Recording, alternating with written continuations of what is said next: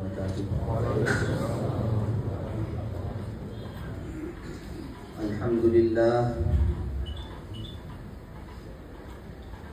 الحمد لله الذي أبدع الأفلاك والأرضين، والصلاة والسلام على من كان نبيا وآدم بين الماء والطين، وعلى آله وأصحابه أجمعين. أما بعد، فأعوذ بالله من الشيطان الرجيم. بسم الله الرحمن الرحيم. إن الذين قالوا ربنا الله ثم استقاموا تتنزل عليهم الملائكة ألا تخافوا ولا تحزنوا وأبشروا بالجنة التي كنتم توعدون. صدق الله العظيم.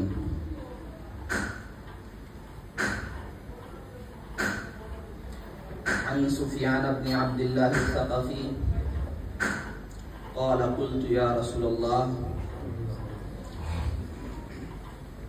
قل لي في الإسلام قولا لا أسأل عنه بعدك. قال قل آمنت بالله ثم استقم. وصدق رسوله النبي الأمين، ونحن على ذلك لمن الشاهدين والشاكرين، والحمد لله رب العالمين.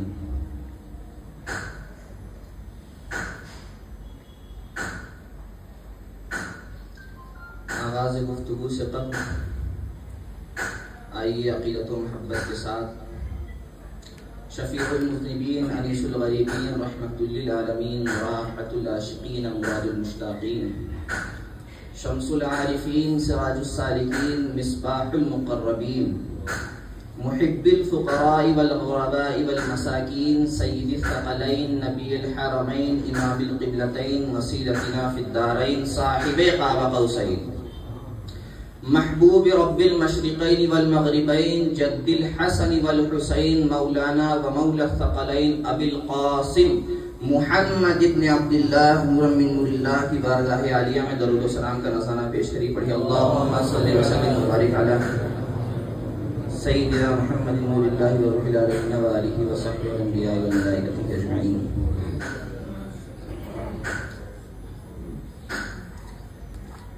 جس آیت کریمہ کی تلاوت کا میں نے شرف حاصل کیا، اللہ تبارک و تعالی قرآن مجید فرقان حمید میں فرماتا ہے ان الذین قالوا ربنا اللہ، بے شک جن لوگوں نے کہا کہ ہمارا رب اللہ ہے، ثم استقاموا اور اسی پر قائم رہے، تتنزل علیہم الملائکۃ الا تخافوا ولا تحزنوا، تو ان پر اللہ تبارک و تعالی فرشتے نازل فرماتا ہے، اور وہ فرشتے کیا کرتے ہیں؟ وہ آ کر اس بندے سے کہتے ہیں کہ تو کچھ خوف نہ کر اور نہ غم کھا، وَأَبْشِرُوا بِالْجَنَّةِ الَّتِي كُنْتُمْ تُوعَدُونَ، اور تجھے بشارت ہے اس جنت کی جس سے ہم نے تجھے وعدہ کیا تھا، جس جنت کا میں نے وعدہ کیا تھا اس جنت کی بشارت دیتے ہیں فرشتے، اور اسے کہتے ہیں کہ تو خوف بھی نہ کر اور کچھ غم بھی نہ کھا. تو یہ بشارت جنت کی اللہ تبارک و تعالیٰ نے دی فقط اپنے اوپر ایمان لانے پر اور اسی پر قائم رہنے پر. وحدانیت کا اقرار اور اسی پر مستحقی سے قائم رہنا، اس وجہ سے اللہ تبارک و تعالیٰ نے اتنا بڑا انعام مومنین کو دیا. اب اس آیت کی تفسیر میں متعدد تفاسیر میں ائمہ تفاسیر نے صحابہ کرام رضی اللہ تعالی عنہ کے اقوال کو نقل فرمایا، جن میں خاص خلفائے راشدین کے اقوال ہیں.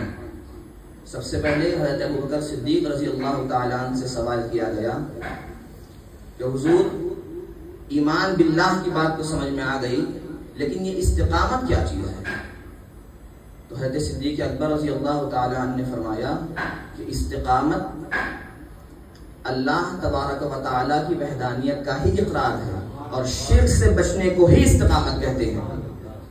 اس کے بعد خلیفہ ثانی حضرت عمر رضی اللہ تعالیٰ عنہ سے سوال کیا کہ حضور استقامت کیا چیز ہے؟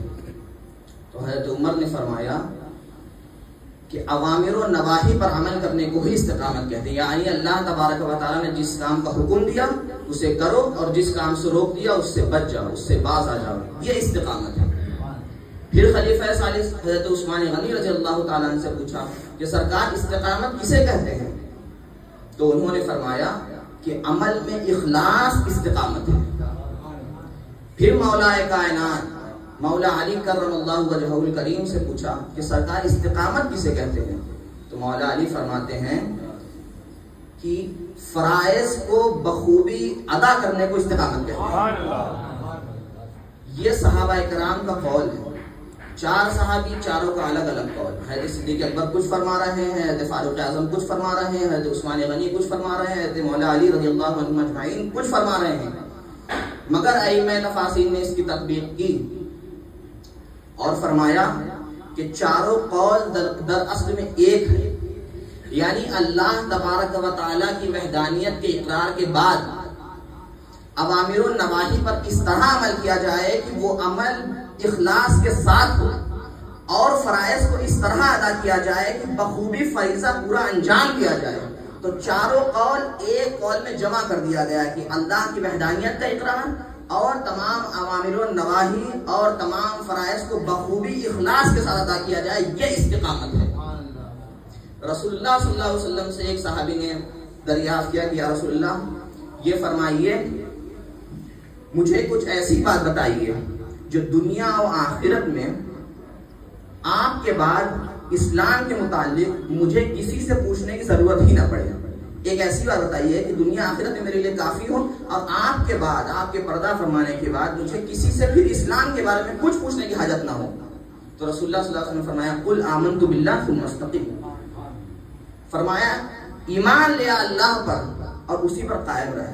قربان جائے رسول اللہ صلی اللہ علیہ وسلم کی زبان پہ کہ اللہ تعالیٰ فرماتا ہے وَمَا يَنْطِقُ عَنِ الْهَوَىٰ إِنْ هُوَ إِلَّا وَحْيٌ يُوحَىٰ، کہ میرا محبوب اپنی زبان سے کچھ نہیں کہتا مگر میں جو اس کی طرف وحی فرماتا ہوں۔ اللہ تبارک و تعالیٰ نے قرآن میں وہی الفاظ فرمائے اور وہی الفاظ اپنے محبوب کی زبان سے بھی جاری فرما دیے کہ آمنت باللہ ثم استقم، بس یہی اسلام ہے، اللہ پر ایمان اور اس پر قائم رہ جانا۔ اب شراح حدیث اس حدیث کی تشریح میں لکھتے ہیں امام نووی شارح مسلم فرماتے ہیں کہ قاضی الیاس علیہ الرحمہ نے فرمایا کہ یہ حدیث سرکار کی جوامع کلمات میں سے ہے۔ یہ جوامع کلمات کیا چیز ہے؟ تو یہ سرکار علیہ السلام کی خصوصیت ہے۔ سرکار نے خود فرمایا کہ 5 خصوصیتیں ایسی ہیں جو صرف مجھے عطا کی گئی، کسی نبی کو نہیں عطا کیا گیا۔ اسی میں سے ایک سرکار نے فرمایا اوتیت بجوامع الکلم، مجھے جوامع کلمات عطا کیا گیا۔ یہ جوامع کلمات ہے کیا چیز؟ علماء لکھتے ہیں کہ جوامع کلمات یہ ہے کہ الفاظ اور بات بہت کم اور معنی بہت زیادہ، جملہ ایک، مطالب و مفاہیم بہت زیادہ۔ آپ جتنا اس میں غوطہ ہوتے جائیں گے اتنے مطالب و مفاہیم آپ اس میں سے اخذ فرماتے جائیں گے۔ تو یہ حدیث قاضی ایاز رحمۃ اللہ علیہ فرماتے ہیں کہ یہ حدیث اسی جوامع الکلمات میں سے کہ سرکار نے فرمایا آمنت باللہ ثم استقم، بس ایک جملہ فرمایا اور اسی میں ساری کائنات اور پوری اسلام کی بات اس صحابی کو سرکار نے بتا دیا۔ اللہ اکبر اللہ اکبر۔ حضرت مولا علی رضی اللہ تعالیٰ عنہ نے بھی سرکار سے پوچھا تھا۔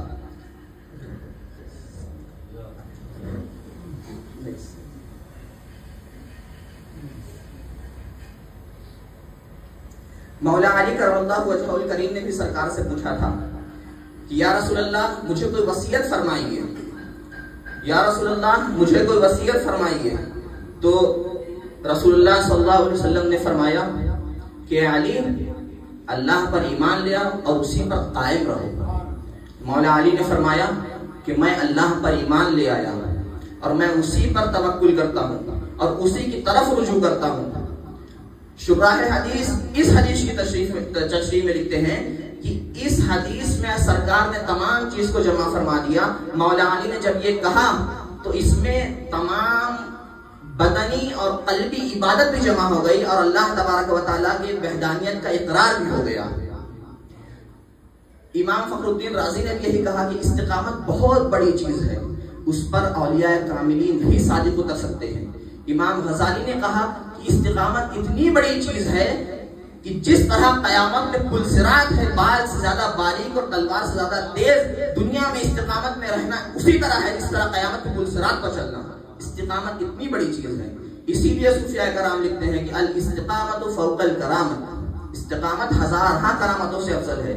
اب آئیے میں آپ تمام حضرات کو ایک ایسی بارگاہ کی طرف لے چلوں جن کا نام محمد کامل نعمانی ہے، اور بقول حضرت وہ ذات بامسمہ ہے، وہ ذات کامل بامسمہ ہے۔ غوث البق چراغ ربانی حضرت حاجی شاہ مولانا محمد کامل نعمانی رحمۃ اللہ علیہ، ان کی استقامت کی طرف جب ہم نظر ڈالتے ہیں تو شاذ و نادر ہی استقامت آپ کو ایسی نظر آئے گی۔ حضرت خود اپنی کتاب میں تحریر فرماتے ہیں کہ میں ایک روز خواب دیکھا، آسمان کی سیر میں ہوں، خواب میں دیکھا کہ چوتھے آسمان پہ حضرت عیسیٰ روح اللہ علیہ وعلی نبینا علیہ السلام ہیں، اور نہایت ہی خوبصورت چاند کی طرح ہے، اور ان کی سیرت فرشتوں کی طرح، یہ الفاظ حضرت اپنی کتابوں میں لکھا ہے کہ ان کی سیرت فرشتوں کی طرح ہے۔ وہ چوتھے آسمان سے اترے، میرے پاس آئے اور مجھے ذکر کی تعلیم عطا فرمائے۔ قربان جائیں اللہ پر، آپ نے حضرت خضر علیہ السلام کو سنا ہوگا، متعدد اولیاء کرام کے واقعات ہیں کہ حضرت خضر علیہ السلام نے تعلیم عطا فرمائی، مگر یہ ایک اولو العزم پیغمبر رسول جس ذات کو تعلیم دے اس کا مقام و مرتبہ کیا ہوگا۔ حضرت عیسیٰ علیہ السلام چوتھے آسمان سے آئے، حضرت غوث البق چراغ ربانی کو تعلیم بھی ذکر کی، اور ایک مخصوص عدد بتایا اور ایک مخصوص وقت بتایا۔ سرکار چراغ ربانی فرماتے ہیں کہ میں اس مخصوص وقت میں اور اس مخصوص عدد کے ساتھ وہ ذکر کرتا رہا، اس ذکر پر ایسی استقامت میری رہی اس ذکر پر کہ 40 ہفتہ اور 40 مہینہ نہیں، 40 سال استقامت کے ساتھ اس ذکر پر قائم رہا میں۔ اور فرماتے ہیں کہ جب میں نے اس کا حساب لگایا، یہ سرکار چراغ ربانی فرما رہے ہیں، جب میں نے اس کا حساب لگایا تو 66 لاکھ مرتبہ میں نے وہ ذکر کیا۔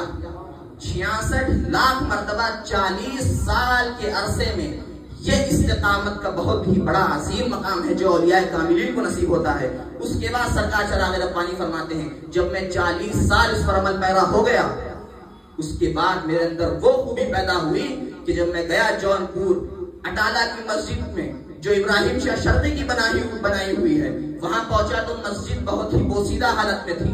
حضرت سرکار چراغ ربانی خود زمیندار تھے، اپنے ذاتی پیسے سے مسجد کی مرمت میں ہاتھ لگوایا۔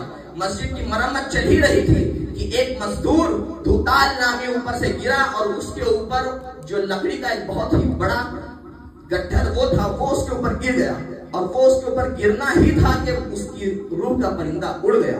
شور و غل مچا، اس کے والدین عزیز و اقارب اس کے پاس گئے، پوری طرح سے وہ فوت ہو چکا تھا۔ ایک مزدور سرکار چراغ ربانی کی بارگاہ میں آیا اور عرض کیا کہ سرکار ایسا ایسا ماجرا ہوا ہے اور پورے میں تہلکہ مچ گیا ہے۔ سرکار چراغ ربانی تشریف لے گئے، فرماتے ہیں کہ جب میں گیا تو اس کا جسم سرد پڑ چکا تھا، یعنی اسے فوت ہے کافی وقت گزر گیا تھا، جسم بالکل سرد۔ فرماتے ہیں کہ میں نے وہ ذکر اس پہ کیا، پہلی مرتبہ کیا تو اس کا دماغ اور دل گرم ہوا، دوسری مرتبہ کیا تو اس کا ہونٹ جنبش کیا، اس کی بدن میں جنبش پیدا ہوئی، اور جب تیسری مرتبہ کیا تو بفضلہ تعالیٰ وہ زندہ ہو گیا۔ اللہ اکبر! یہ 40 سال کی استقامت کا نتیجہ تھا۔ یہی استقامت ہے کہ حضرت چراغ ربانی کو مقام غوثیت عطا ہوا، وہ مردہ زندہ ہوا، اور اس نے فرمایا میں مرا تو کافر تھا مگر زندہ مسلمان ہوا۔ ارے فقط ایک کو مسلمان نہیں کیا سرکار چراغ ربانی نے، یہ تو بظاہراً صرف ایک تھا، مگر اس ایک مردے کو زندہ کرنے میں ہزاروں ہزار مردہ دل کو زندہ فرمایا سرکار چراغ ربانی نے۔ جتنے کفار وہاں پہ تھے سب آپ کے دستے حق پرست پر بیعت ہوئے اور مشرف اسلام ہوئے۔ یہ استقامت تھی آپ کی، ایسی مثال استقامت کی آپ کو شاذ ہی ملے گی۔ 40 سال عمل کرنے کے بعد حضرت عیسیٰ علیہ السلام پر کی اس خاص تعلیم پر عمل کرنے کے بعد یہ مقام ملا کہ مردے کو زندہ کیا آپ نے۔ برادران طریقت، فقط واقعہ نگاری مقصود نہیں ہے۔ اب میں اپنی اصلی مطلب پر آتا ہوں۔ اولیاء کرام کے واقعات، احادیث و قرآن کو پڑھ کر ہم نے کیا سیکھا؟ کیا تزکیہ. آج زائرین آج حضرت چراغ ربانی علیہ رحمہ کے عرس میں آئے ہیں. آپ لوگ یہی سوچ کے آئیں گے چلیں گے تو فیض ملے گا، اور بالکل ملے گا فیض، مگر فیض حاصل کرنے کے لیے ظرف چاہیے. آپ اور میں ایک گندے برتن میں پانی نہیں ڈالتے کہ پانی بھی گندا ہو جائے گا. پہلے اپنے دل کو صاف کرنا ہوگا، تب فیض ملے گا. جناب جوہر صدیقی صاحب کا بڑا ہی مشہور شعر مجھے یاد آ رہا ہے. سر بلندی خود تمہارے پاؤں چومے گی مگر، سر بلندی خود تمہارے پاؤں چومے گی مگر، مصطفیٰ کی راہ میں داد وفا دیتے رہو. یہ داد وفا کیا ہے؟ مصطفیٰ کے راہ کی سب سے پہلی داد نماز ہے. آج مسلمان نماز سے کوسوں دور، اور امید دل میں یہ کہ فیض پائیں گے بزرگان کا. کوئی فیض نہیں ملے گا. ڈنکے کی چوٹ پر میں کہہ رہا ہوں، پہلے نماز کی واجبات کی سنن کی پابندی کرو، تب اولیاء کرام کا فیض پاؤ گے. فقط عشق کا نعرہ بھر کے آپ اگر چاہیں گے کہ اولیاء کرام کا فیض ملے، کوئی چارہ نہیں ہے.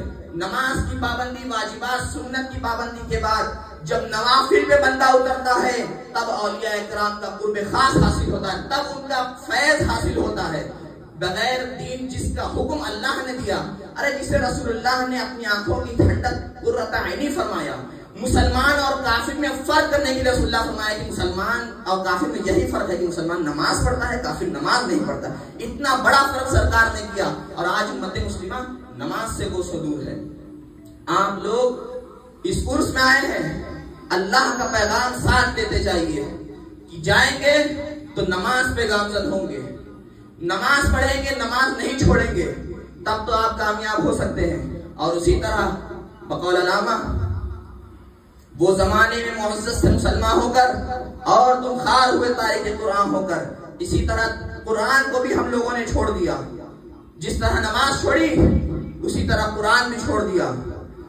بفضلہ تعالی اس سال عرس حافظ ملت کے موقع پر وہاں طلبہ کرام جماعت فضیلت کے تالیف و تصنیف کا کام کرتے ہیں. الحمدللہ میں نے بھی ایک کتاب تالیف کی ہے، اور وہ فضائل قرآن پہ ہے. فضائل قرآن پہ ایک 40 احادیث کا مجموعہ مع ترجمہ کے. آپ لوگ وہ کتاب والد گرامی سے حاصل کرتے جائیں اور اس کا مطالعہ کریں، اور اس پیغام کو عام کریں، اور اس پیغام پر عمل کرنے کی کوشش کریں. تمام اعمال نماز و قرآن کے بعد سب سے پہلے جو فریضہ اللہ تبارک و تعالیٰ نے ہم پر فرض کیا ہے اس کی ادائیگی کریں. وآخر دعوانا الحمدللہ رب العالمین. السلام علیکم.